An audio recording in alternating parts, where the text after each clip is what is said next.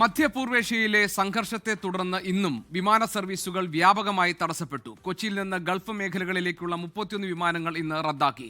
കരിപ്പൂർ വിമാനത്താവളം വഴിയുള്ള 24 അന്താരാഷ്ട്ര സർവീസുകളും തിരുവനന്തപുരത്ത് നിന്ന് പുറപ്പെടുന്ന 10 സർവീസുകളും ഇന്ന് റദ്ദാക്കിയിട്ടുണ്ട്. സംഘർഷത്തിന്റെ പശ്ചാത്തലത്തിൽ ദോഹയിൽ കുടുങ്ങിയവരുമായുള്ള ആദ്യ വിമാനം ഇന്ന് കരിപ്പൂരെത്തും. ഗോകുൽ കെ വേണുഗോപാൽ വിവരങ്ങളുമായുണ്ട്. ഗോകുൽ, ഈ പശ്ചിമേഷ്യൻ സംഘർഷത്തിന്റെ ഭാഗമായി വിമാന സർവീസുകൾ എവിടെയൊക്കെയാണ് തടസ്സപ്പെട്ടിട്ടുള്ളത്? ഗൾഫിലേക്ക് പോകുന്ന ഏതാണ്ട് 31 വിമാനങ്ങൾ ഇന്ന് റദ്ദാക്കിയെന്ന് അറിയുന്നു. യാത്രക്കാരെ ഇത് അങ്ങേയറ്റം ബുദ്ധിമുട്ടിക്കുന്ന ഒന്നല്ലേ? ഈ വിവരങ്ങളൊക്കെ കൃത്യമായി യാത്രക്കാർക്ക് ഈ വിമാന കമ്പനികൾ നൽകുന്നുണ്ടോ? ഏതെങ്കിലും തരത്തിൽ പ്രതിസന്ധികളുണ്ടോ?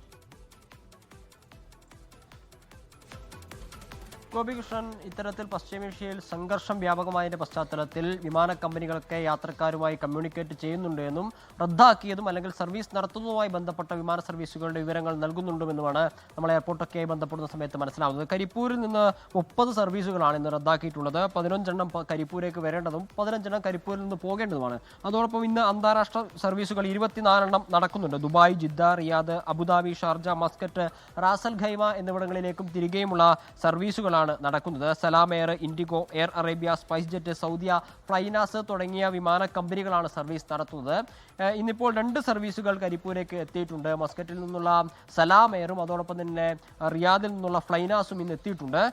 ഇന്നിപ്പോൾ ദുബായിൽ നിന്ന് 3 സർവീസ് നടക്കുന്നു. ജിദ്ദയിൽ നിന്ന് 2 നടക്കുന്നുണ്ട്. റിയാദിൽ നിന്ന് 4, മസ്കറ്റിൽ നിന്ന് 8 എന്നിങ്ങനെ നിരവധി 24 സർവീസുകൾ ഇവിടെ നടക്കുന്നുണ്ട്. IndiGo, Air India Express, Air Arabia, Salam Air, flynas, Oman Air തുടങ്ങിയ സർവീസുകളാണ് നടക്കുന്നത്. അതോടൊപ്പം പറയേണ്ട പ്രധാനപ്പെട്ട ഒരു കാര്യമെന്ന് പറഞ്ഞാൽ ദോഹയിൽ കുടുങ്ങിക്കിടക്കുന്ന ആളുകളുമായി ഒരു സർവീസ്, ഫ്ലൈനാസിന്റെ ഒരു പ്രത്യേക ചാർട്ടേഡ് വിമാനം ഇന്ന് 2:20 കരിപ്പൂരേക്ക് എത്തുന്നുണ്ട്.